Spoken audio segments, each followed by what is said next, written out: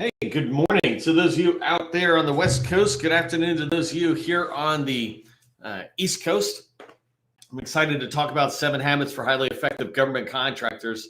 If you've watched any of my training before, you know that I really like to talk about Stephen Covey's book, 7 Habits for Highly Effective People. So we'll come back and talk about that in a minute. But just as we're getting started, I wanted to give you a quick tip. If you haven't seen it, and I've done a couple of posts like this, and what I want to share for you is when you're doing research and you're trying to get into an agency, go look for their publications that they put out, right? I talk all the time about strategic documents, et cetera, but they also put out magazines. So quarterly, monthly magazines, they'll put out monthly newsletters. And I have shared a lot of it. Like if you're targeting the Navy, I shared a whole bunch of Navy newsletters, these different newsletters on, in particular, emerging technologies. So 5G newsletter, cybersecurity newsletter, things like that. And then today I shared I think it was like a 150-page document. I don't have it open at the moment, but it was a 150-page quarterly summary or quarterly magazine from Department of Defense Joint Commands. I think it's called like Joint Forces magazine or whatever. But when I go in there, I'm able to see so much about what the government's trying to do. And the challenges they face. I watch and read a lot of content that comes out from proposal writers, proposal managers who are giving advice to people about how to write better proposals. And the reason I like following their stuff is because I can turn their tips into capture or sales tips by saying, well, if our proposal manager is saying we should have this stuff and this is how we write really good proposals, then I should be getting that information during capture, right? We all kind of know that, but we need to just constantly remind ourselves, well, publications like the ones I'm mentioning are fantastic for sharing that information with you. Also, you got the author of every one of the articles that are in there that you can follow back up and begin to build a relationship. This is, by the way, business development. And in my opinion, it's about going in, and I think the general opinion, it's about going in and really understanding your customer, the agency, understanding everything about them, and then identifying opportunities while you're building relationships, right? So those 3 things, understand the agency, build relationships, and find opportunities, happen. And when you can have a publication like this that gives you deep insight into what they're thinking, and then also give you a person that you can follow up with, that's great stuff. So, okay, let me turn this caption off and we can get rocking and rolling. If you don't know who I am, my name is Neil McDonald. I want to welcome you here to the daily live training that we do. I'm the president of the GovCon Chamber of Commerce, and we do these live training every single day on how you can succeed in the federal government, process, tips, procedures, et cetera, in particular around succeeding from a sales perspective, right? I spent 20 years as a small business owner in the federal market, and since 2018, I've been teaching people like you that government contracting is not a secret, it's just a process. When we follow a process, we will get to the results that we're looking for, right? And that's what I want for you. That's why we do these trainings, why we prepare for it. And we come in and teach you every single day. We've done, I think, over almost 200 trainings this year alone in 2022. So that is fantastic. Most of them have been these live trainings, so about 185. And then the others are at different venues that we've been asked to speak at. But these are good trainings that will help you move forward and succeed in your business. Before we get started, do me a favor, help buyers remember who you are, help the people in the community remember who you are, put your company name and your core competency, 2 or 3 words that tell people what you do, what you sell. Put it in there so we can all check it out. Okay, I see people in the chat, that last thing, right? By the way, engage in the chat. I want you building community and building connections with folks out there. There's a lot of good people that I have met. There's a lot of people who are in the community who have met many, many other people by coming back to the training. And so you're here, take advantage of these people being your peers in government contracting.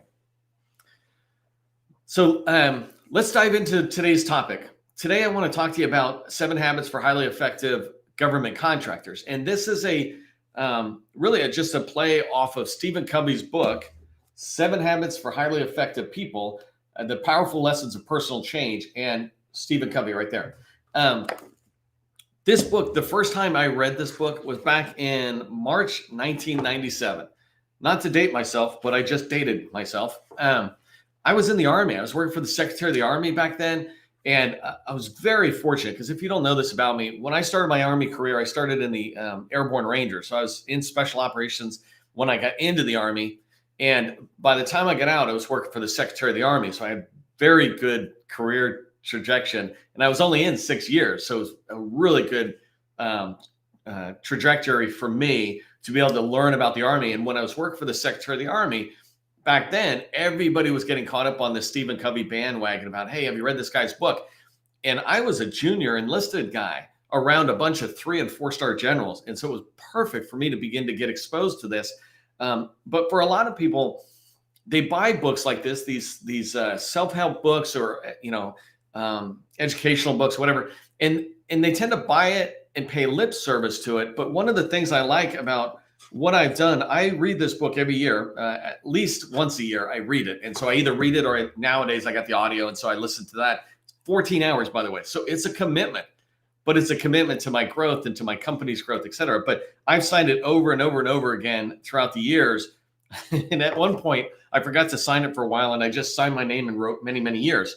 But the reason I like it is it's got 7 habits and you don't have to perfect all of them at once. The idea of 7 habits is to kind of look at one and work on it for a little bit.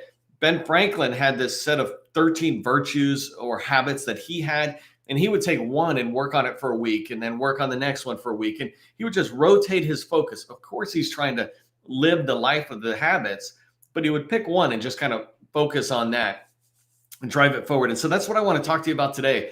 I'm going to cover the 7 habits that are in here. And I want to tell you what these 7 habits mean to me from a government contracting perspective and what you might consider doing going into 2023. Like, thinking about this going into 2023. As I advise my customers, I come back and I look at things in here. Habit number 1, for example, let's just start with habit number 1, right? Habit number 1 is be proactive. And when you say that, most of us go, oh, I know what that means. Be proactive. It's like, perfect. But how does that apply to our world in government contracting, right? And be proactive to me, just so we're clear, let's just back up for a second. Be proactive is the opposite of being reactive. And what I like to say is make things happen. Don't let them happen. Don't wait for them to happen. So in government contracting, when I talk about sales, I talk about it's a farming activity. You're proactively out there choosing that I want to plant corn and I'm going to do all the work it takes to get it done. You're proactively doing everything. Compared to reactive is hunting. You sit in a tree or a blind spot or whatever and you wait for a deer to walk by and you're reacting to that deer walking by, right? And so being proactive, a lot of us can from an initial level go, oh, I know what you're talking about. But when you begin to look at your activities that you're doing on a regular basis, are you being proactive? And let me just share a graphic really quick. This is the 7-step, it's not 7-step process, but the 7-step process for federal revenue success, right? We teach this. This is what we teach in our workshops. This is what I teach in training every single day, that there's 7 steps to success in the federal government from a revenue standpoint. You do research, you're understanding the buyer, and then you target, you find the right people, you outreach, you start making calls to them. And those 3 activities lead to you building relationships that will allow you to start finding slam dunk opportunities and write really winning proposals and lead to sales. And it's that circle that never ends. And the idea of proactiveness, when you look at that, right? Are you being proactive? Let's just pick one example, right? Are you being proactive with relationships? And so a lot of us have people we know and we get on calls and we talk to them, but we're not actually doing anything to proactively drive that relationship forward. We're kind of waiting for it to happen. Either we're waiting for when it makes sense for us to talk next, or when we're when they reach out. But being proactive, something so simple that you could do to turn this relationship building into a proactive activity for you is to schedule meetings on a regular basis with that person you're trying to build a long-term relationship with. A friend of mine, Tim, he and I, anytime we get on a call, we're talking about something and we're having our meeting, et cetera. When we get to the end, one or both of us is like, oh, wait, let's not drop. I don't care how much of a hurry we are to get off. We're proactively scheduling the next relationship so that we can keep it going forward. So we're proactively scheduling the next meeting. And that's what I want you to think about when you think about what is proactive. It's just looking in here and choosing things. Don't wait for opportunities to come to you. Build relationships with agencies and go find them and bring them into your pipeline. Don't just go to GovWin or SAM or something. That's more reactive. But proactive means you're building relationships. You're getting in there. So if you understand proactive and the difference between proactive and reactive in particular, put proactive in the chat. Let me know you're following along. Habit 2 is begin with the end in mind, right? And this one here, one of the things I was saying, I talked about setting a 2023 strategy, 5-year strategy, et cetera. And I'm about to do this also with my own environment, with my team, where we look at 2023 and say, well, what do we want done by the end of 23, and then we can begin to come back. But if you begin with the end in mind, and I do this naturally, I call it reverse engineering, right? I look at where I want to be and I back it all the way up. And so if you think about, I did a training recently and I said, somebody had said a number. I want 10 FTEs by the end of next year added to my company. So I want to grow my company by 10 people who are going to bring value into the company and we can deliver to our customers. So that was their goal. That was the end in mind. Well, then you begin to walk it back and you can start seeing, well, what will it take? What will it take to make sure that they're happy when they get here? So the internal stuff you might do. What will it take to attract them? So the recruiting process. What will it take to find billable work for them or something for them to be doing that is contributing? And so I have to go back, and that goes into the sales side. And when I think about beginning with the end in mind, it is always just about what do you want to achieve and how can you, so once you have a solid understanding on that, then everything else becomes clear. Think about it this way. If I'm here in DC area, right, and I want to travel, if I don't begin with the end in mind, then I just leave my house and I could be driving in any particular direction, and that's fine, but I'm never really going to get where I want to go because I haven't began with the end in mind. But if I sit there and begin with the end in mind, I'm in DC and I say, I want to go to San Francisco. Now I know where I'm going. Now I start making some major decisions. Am I driving, flying, et cetera? Okay, I'm driving. Am I going top of the country or bottom of the country? There's basically 2 main roads that go across the country. And, I'll look at that and decide, right? It's winter time. I'll probably shoot down and come across from the south side of the country to get to California. But I begin to work that back. Where am I staying? It's a 5 to 10 day trip, depending on how long you drive in a given day. What do I need? Do I need money to be able to buy food along the way, like cash, because I don't carry cash? Do I need cash to carry along? Do I need to pay attention to gas? How much, where are the gas stations? You plan out your trip. And that's the same thing in business, right? You want to begin with the end in mind. And one other way that I look at beginning with the end in mind is if I'm trying to hit a revenue goal, I always think to myself, what would it take to achieve that revenue goal? I like saying, if I have a revenue goal of $1 million, well, how many people have to be working for me at full time to achieve that goal? And so an example is if I want $1 million and the average person in my company bills out at $100 an hour, that's $200,000 in revenue. Just double the hourly rate is how you get the annual revenue. So if it's $200,000 revenue per person, I need 5 people to get 1 million. So every 1 million I want to get to, I'll need 5 people. But I couldn't do, none of that math would have mattered if I didn't know what I was trying to achieve. So as you move forward, begin with the end in mind. Habit 3 is put first things first. And I love this one, right? I just described with begin with the end in mind and then walk it all back. What are all the things you need?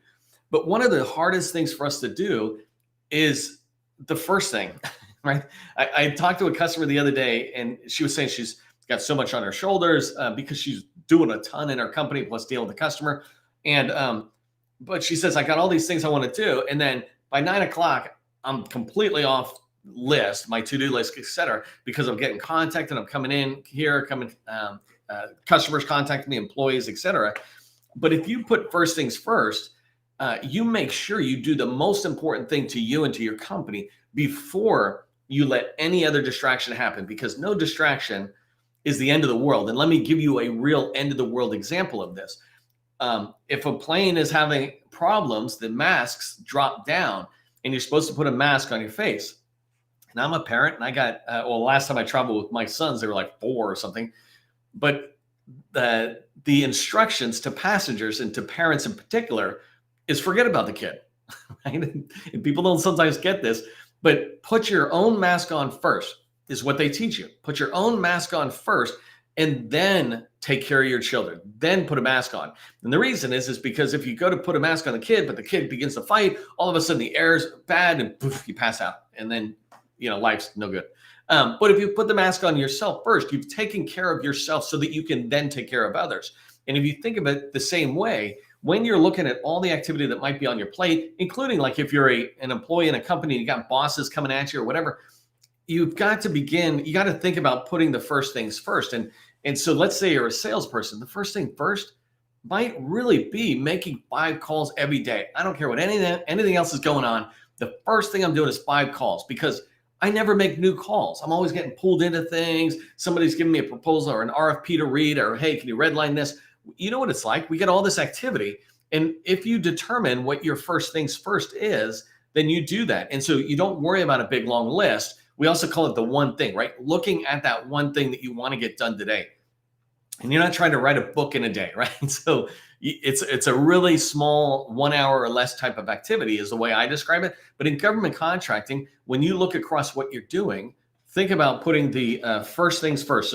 So write that in chat if you're tracking on that. Put first things first. That's habit 3 in Stephen Covey's 7 Habits for Highly Effective People. So habit 4, I've talked about a lot in my trainings, and it's win-win. The idea of win-win. So there's 4 ways a scenario can go with you and another party. You can have win-win, you can have lose-lose. You can have win-lose, and you can have lose-win. Hopefully you follow that. What you want is win-win. What I often find we get ourselves pulled into is lose-win. We're so worried about the other person. We're so worried about them winning that we let ourselves lose. And that's not good for anybody. I just use my kids as an example. It does me no good for me to win and them to lose, or for them to lose and me to win. We're eventually going to have a hard time. And it's the same thing for me and an agency buyer, right? I can't let them walk all over me. I can't let a customer push me into a corner where I'm losing, but they're winning. It's like, well, that sounds good. Oh, customer's always right and all that stuff, which my facial expression just said what that meant. But the idea is you want win-win, because when both you and the other party are winning, that means you both have taken the time to understand what would be a win for you, what would be a win for me. Let's move it forward. You can't possibly really win if the other person's losing. I know he describes win-lose, but if your customer or the other party is losing, then you're kind of losing yourself, even if you feel like a winner.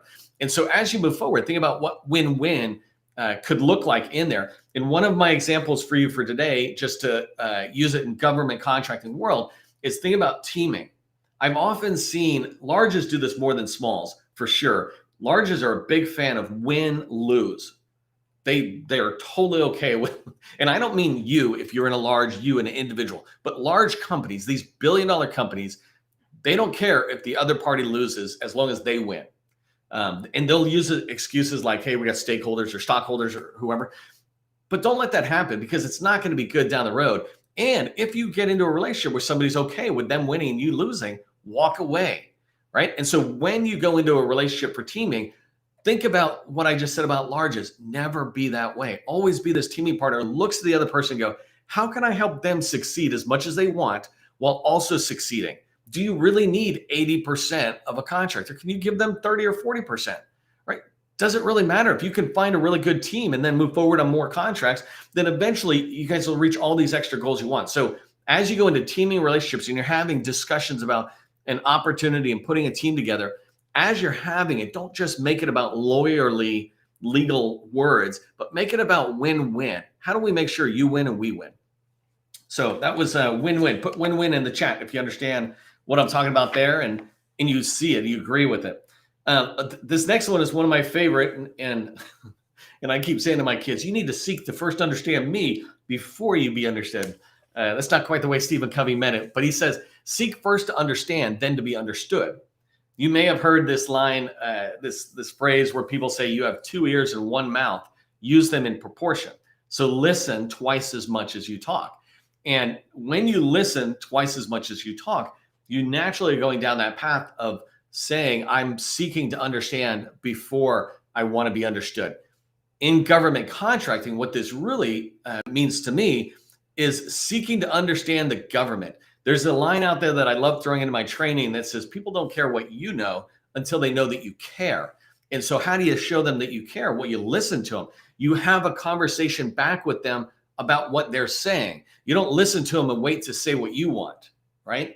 And so when you're out there having meetings with the government or teammates, right? When you're out there having meetings with people and you're having conversations, try to understand what they're sharing, what they're coming across. If you follow my approach, I talk about this for our workshop. We always tell them, use call plans when you do an outreach. If you're following that approach and you've got questions, take the time to actually hear the question or the answer, right? And as they're talking back, and one of the ways you can seek further to understand before even being understood is to pull a thread. I like saying, hey, let me pull a thread on that, right?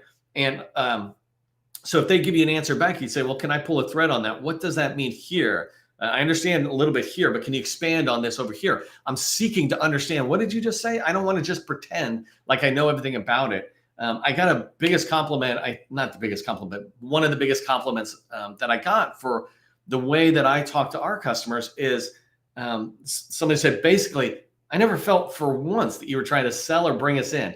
You just were trying to understand our company and what we were trying to achieve. And when they said that, I really appreciated it, because that's what we try to do, is come in and just go, how can we help? How can we help?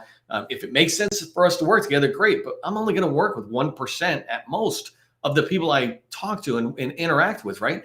And so you want to do that same thing in your meetings, is really show them that you care more about them and how you can help. And if one of the ways that you can help is you bringing your services or products, great. But the conversation will lead to that. But the way you get it to leading to that stage is seeking first to understand, then to be understood. Another quick thing about understood is to be understood is for, hey, let me tell you all my features, everything we do, everything our company does. That's seeking to be understood, right? You want to hear about their challenges and their goals so that you can then align it to your products and services, et cetera. So hopefully that made sense. As we go forward into habit 6, this one's called synergize. And this is a fun one because it piggybacks on, obviously, seek first to understand, then to be understood.